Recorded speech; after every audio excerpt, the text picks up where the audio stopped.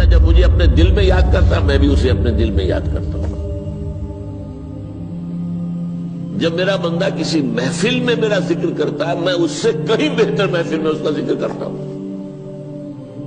اللہ کی محفل تو ملائے اعلیٰ کی ہے، ملائکہ مقربین کی ہے.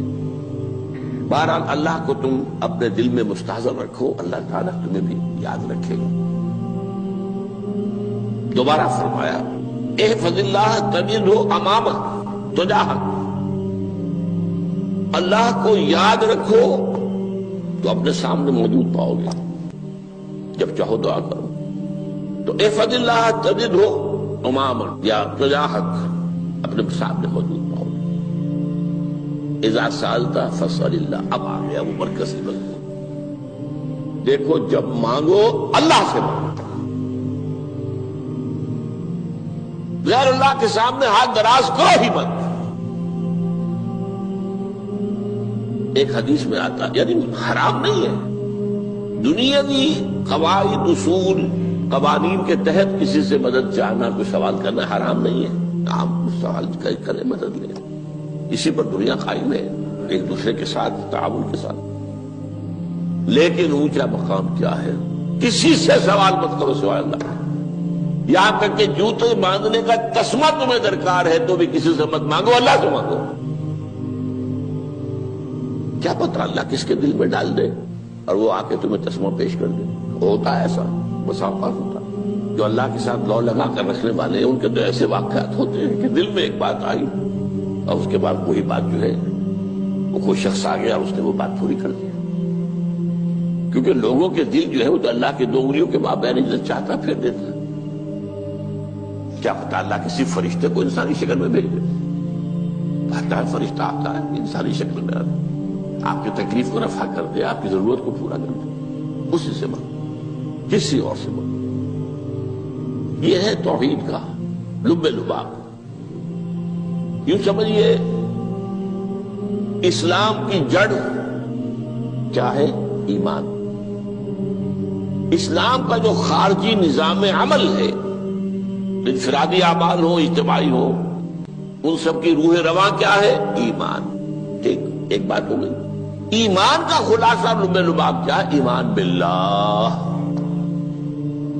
جیسے ایمان بالآخرہ بھی ہے، ایمان بالملائکہ ہے، ایمان بالانبیاء ہے، ایمان بالرسل ہے، ایمان بالکتب ہے، ایمان بالقدر ہے.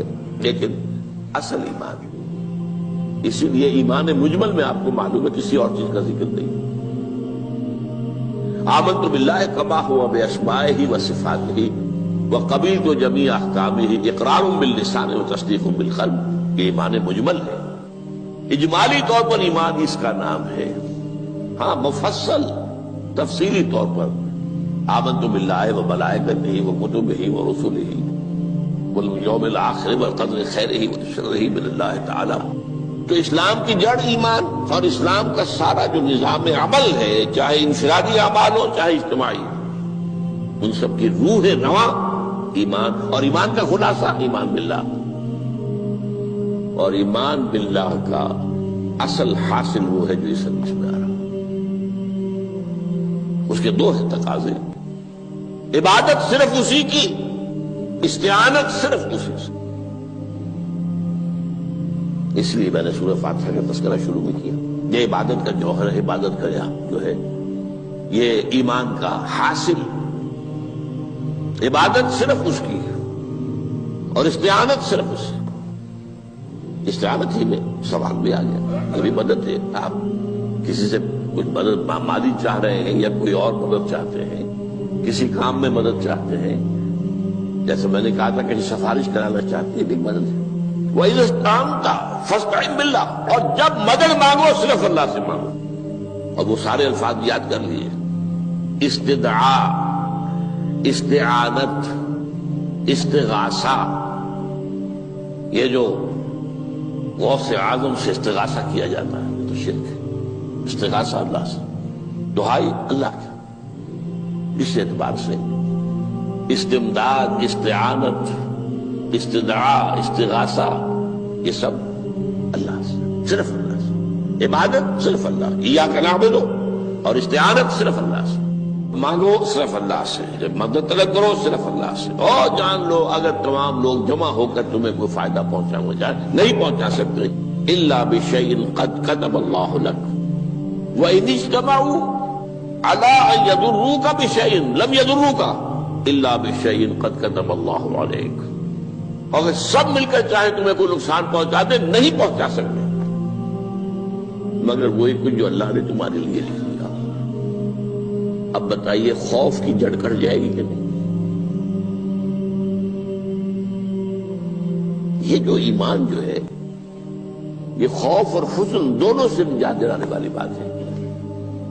جو حقیقی مومن ہے وہ اللہ کا ولی ہے، حقیقی مومن وہ اللہ کا ولی ہے، اور الا ان اولیاء اللہ لا خوف علیہم ولا هم يحزنون۔ یہ اولیاء اللہ کو علیحدہ مخلوق نہیں ہے، کوئی ان کے سر پہ سینگ نہیں ہوتے، انسان ہی ہوتے ہیں، لیکن حقیقی معنی میں مومن ان اعتبارات سے جو آج ہم پڑھ رہے ہیں ایمان اس درجے کا پہنچ گیا تو اللہ کا ولی ہے۔ اور لوگ کے لیے خوف کس بات کا ہوگا؟ کس سے خوف کروں؟ اس کے ہاتھ میں کچھ ہے ہی نہیں، اور اگر کچھ اللہ نے میرے لیے لکھ دیا وہ آ کر رہے گا، چاہے میں لاکھ گڑ گڑاؤں اور اس کے سامنے کہ مجھے چھوڑ دے، اگر اللہ نے لکھا وہ آیا وہ تو آئے گا، تو کاہے کو اس کے سامنے گڑ گڑانا، کاہے کو جبرسائی کرنا اس کے سامنے، اور کسی کے ہاتھ میں کچھ ہے ہی نہیں، میرا خیر ہے ہی نہیں، کاہے کو خوشامد کرو اس کی۔ اور سنیے، رفعت الاقلام، دیکھو نوجوان، قلمیں اٹھا لی گئی ہیں، وجفت الصحف، اور جو رجسٹر ہیں صحیفے ان کی سیاہی خشک ہو چکی ہے۔ یہ ہے وہ اللہ کا علم، اس میں ہر شے لکھ دی گئی، اس کی قلم اٹھا لیے گئے۔ جیسے آپ کو معلوم ہے امتحان ہوتا تھا، 3 گھنٹے ختم ہو گئے، اسٹاپ رائٹنگ، بس اب قلم رک جانا چاہیے۔ وہ قلم تو تقدیر کا کاتب جو ہے وہ قلم اس کا اب اٹھا لیا گیا، اور جو صحیفے جن پر کے لکھا گیا وہ خشک ہو گئے۔ یہ تو روایت ہے جو امام ترمذی نے جس کو روایت کیا، یہ متن ان کا ہے جو ہم نے پڑھا ابھی، اور ان کا قول یہ ہے کہ یہ حدیث حسن صحیح ہے، لیکن یہی روایت اور انہی راوی سے عبداللہ ابن عباس سے رضی اللہ تعالیٰ عنہما اور بھی محدثین نے کی ہے، تو اس میں سے ایک اور متن جو ہے وہ یہاں پر امام نووی نے دے دیا ہے۔ احفظ اللہ تجدہ امامک، یہ تو پہلا وہ ٹکڑا تھا، وقت تو جاہک تھا، یہاں امامک ہے، امام مطلب ایک ہی ہے، اپنے سامنے پاؤ گے۔ اللہ کی حفاظت کرو، اللہ کو دل میں، اللہ کی یاد کو محفوظ رکھو، گویا کہ اللہ کو مستحضر رکھو۔ ذکر اللہ کے معنی کیا ہے؟ استحضار اللہ فی القلب، یہ ذکر اللہ ہے۔ جنہیں ہم ذکر سمجھ بیٹھے ہیں وہ ذکر کے ذریعے اقیم الصلاۃ لذکری، نماز قائم کرو میری یاد کے لیے، نماز ذریعہ ہے یاد کا۔ یہ علیحدہ بات ہے کہ آپ نے 17 رکعتیں بھی پڑھ لی ہو عشاء کی اور یاد آپ کو آئی ہی نہیں کوئی، آپ تو ایک میکینیکل انداز میں جو ہے وہ اٹھک بیٹھک کر رہے ہیں اور آپ کی زبان سے کچھ بھی نکل رہا ہے، تو اس کا آپ کے شعور سے، دل کی گہرائی سے کوئی رابطہ ہے ہی نہیں، وہ ذکر تو نہیں ہوا۔ ہاں نماز فرض تھی وہ ادا ہو گئی، آپ کی فرض ادا ہو گئی۔ تو جنہیں ہم نے ذکر سمجھا وہ ذرائع ذکر ہے، اللہ اللہ سبحان اللہ زبان سے، یہ تاکہ اس کے نتیجے میں وہ ذکر حاصل ہو جائے۔ استحضار اللہ فی القلب، ذکر کے معنی ہے استحضار اللہ فی القلب۔ تعرف الی اللہ فی الرخاء، اور دیکھو کشادگی کے وقت میں تم اللہ کو یاد رکھو، اللہ کی طرف رجوع کیے رہو، بھول نہ جاؤ۔ وہ نہ ہو جو کبھی کہا تھا، بہادر شاہ ظفر کے اشعار میں سے بہت زور کا شعر ہے، ظفر آدمی اس کو نہ جانیے چاہے کتنا ہی ہو فاد مزکا، جسے عیش میں یاد خدا نہ رہی، جسے تیش میں خوف خدا نہ رہا۔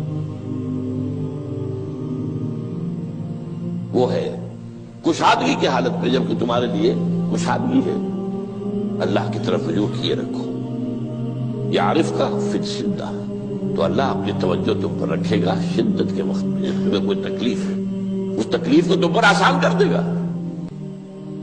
تکلیف تو آنی ہے، جو لکھی ہوئی ہے وہ تو آئے گی، لیکن یہ کہ اللہ تعالیٰ اس کی شدت کو، ایک ہی چیز ہے جس کو ایک انسان بہت شدت کے ساتھ محسوس کر رہا ہے، دوسرا آدمی اتنا نہیں محسوس کر رہا ہے، احساس کا معاملہ ہوگا نا۔ وہ تو اصل میں اگر انسان کی نرز کٹی ہوئی ہے تو احساس ہوگا ہی نہیں، سرے سے ہی نہیں ہوگا۔ تو اس اعتبار سے اللہ تعالیٰ تمہارے لیے اس شدت کی کمی کر دے گا۔ وَاعْلَمْ أَنَّمَا أَخْطَأَكَ لَمْ يَكُنْ لِيُصِيبَكَ، اور جان لو جو چیز تم سے چھوٹ گئی ہے، رہ گئی ہے، وہ ہرگز تمہیں ملنے والی نہیں تھی۔ اب آپ نے کسی ملازمت کے لیے درخواست دی ہے، درخواستیں مانگی گئی ہیں، اپنی سی محنت کر لی، نہیں ملی ملازمت، اب آپ بیٹھے ہوئے افسوس میں، رنج میں، غم میں، فلاں نے یہ کر دیا، فلاں نے یہ کر دیا، وہ فلاں جو ہے بڑی تکڑی سفارش لے آیا تھا، فلاں نے رشوت دے دی۔ چھوڑو میاں اس کو، وہ تمہارے لیے نہیں تھی۔ کاہے کو اپنے ذہن کے اندر یہ کھچڑی پکا رہے ہو بیٹھے ہوئے؟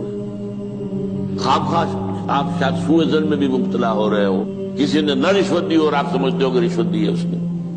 یہ ساری چیزیں جو ساری سیئات، ان کی جھٹپٹ ہے۔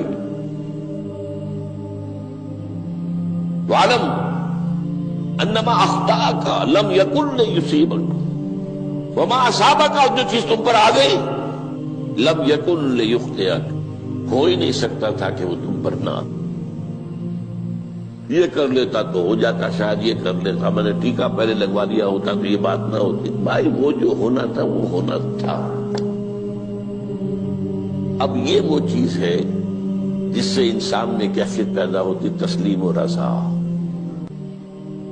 ہم بھی تسلیم کی خو ڈالیں گے، بے نیازی تیری عادت ہی صحیح، اے اللہ جو تو نے چاہا مجھے قبول ہے۔ اسی لیے میں نے آپ کو آیتیں سنائی سورۃ تغابن کی، ما اصاب من مصیبت الا باذن اللہ، کوئی مصیبت نہیں آتی مگر اللہ کے اذن سے۔ وَمَن یؤمن باللہ یہد قلبہ، جو اللہ پر ایمان رکھتا ہو اللہ اس کے دل کو ہدایت دے دیتا ہے۔ ہدایت کس بات کی؟ تسلیم و رضا۔ سر دوستاں سلامت کے تو خنجر آزمائی، نہ شبد نصیب دشمن کے شبد ہلاکت تیغت۔ اے اللہ تیری طرف سے ہے، مجھے قبول ہے، اور بظاہر مجھے تکلیف ہو رہی ہے لیکن یقیناً اس میں میرا کوئی خیر ہے۔ بیدک الخیر، تیرے ہاتھ میں تو خیر ہی خیر ہے، جو بھی تیری طرف سے آئے۔ سر تسلیم خم ہے جو مزاج یاد میں، اور یہ مضمون جو ہے زیادہ بڑے پیمانے پر سورہ حدید میں آیا ہے۔ ما اصاب من مصیبت فی الارض ولا فی انفسکم الا فی کتاب من قبل ان نبرأھا، کوئی مصیبت نہیں آتی نہ تمہاری جانوں میں نہ زمین میں، زمین میں زلزلہ آ جانا، سیلاب آ جانا، کچھ اور زمین کا دھنس جانا، یا یہ ہے کہ تمہاری جانوں میں کوئی بخار ہو گیا، کوئی اور تکلیف ہو گئی، اچانک معلوم ہوا کہ انسان جو کینسر ہے، اور کینسر بھی اب 3rd stage کو پہنچ چکا ہے، لیکن جو بھی آیا ہے وہ اللہ کے علم کی کتاب میں پہلے سے لکھا ہوا ہے۔ فی کتاب من قبل ان نبرأھا، یہ کتاب میں درج ہے اس سے پہلے کہ مجھے ظاہر کریں۔ اس کا نتیجہ کیا نکلنا چاہیے؟ لیکن لا تأسوا علی ما فاتکم ولا تفرحوا بما آتاکم، افسوس نہ کیا کرو جو تم سے جاتا رہے، چھوٹ جائے، کوئی عزیز فوت ہو گیا، کوئی موقع ہاتھ سے نکل گیا، ارے بھائی میں چوک گیا، بڑا موقع تھا، اب اس پر افسوس کر رہے ہیں۔ نہیں، جو چیز لیکن لا تأسوا علی ما فاتک ولا تفرحوا بما آتاک، جو اللہ تمہیں دے دے اس پر اتراؤ مت۔ وما اصابک لم یکن لیخطئک واعلم ان النصر مع الصبر، اور جان لو اللہ کی مدد صبر کے ساتھ آتی ہے، جو آئے اس کی طرف سے جھیلو، زبان پر کلمہ شکوہ اور شکایت نہ آئے، اللہ سے شکایت نہ آئے، تسلیم و رضا، جو تیری رضا ہے۔ تیری صحت ہمیں منظور ہے، لیکن اس کو، مولانا محمد علی جوہر ایک مرتبہ جیل میں گئے، ایک بیٹی بیمار ہوئی، فوت ہو گئی، اس کے بعد دوسری مرتبہ پھر جیل میں گئے، دوسری بیٹی کو وہی بیماری ہوئی، جیل میں اطلاع ملی کہ بیٹی کو یہ بیماری ہو گئی ہے، تو خط لکھا ہے اشعار کی شکل میں. کا آخری شعر یہ ہے: تیری صحت ہمیں منظور ہے لیکن اس کو نہیں منظور تو پھر ہم کو بھی منظور. ہم تو چاہتے ہیں میں بیٹی کے تجھے شفا ہو جائے، اسے منظور نہیں تو پھر ہمیں بھی منظور. وَاعْلَمْ أَنَّ النَّصْرَ مَعَ الصَّبْرِ وَأَنَّ الْفَرَجَ مَعَ الْكَرْبِ. فرج، فراخی، کھل جانا کسی چیز کا، یہ ہے کرب کے ساتھ، تکلیف کے ساتھ. تکلیف ہوتی ہے ساتھ. اللہ نے قانون بنایا ہے دنیا کا. اب آپ اندازہ کیجئے بچے کی ولادت میں ماں کو کتنی تکلیف اٹھانی پڑتی ہے. آج کل تو فیشن ہو گیا ہے، سیدھے سیدھے جاؤ آپریشن کراؤ تکلیف سے بچ جاؤ. لیکن یہ ہے کہ یہ بھی آپ کے علم میں ہوگا، وہ ساری تکلیف جیسے ہی بچے کو لا کر ماں کے برابر لٹایا ہے ساری تکلیف ختم.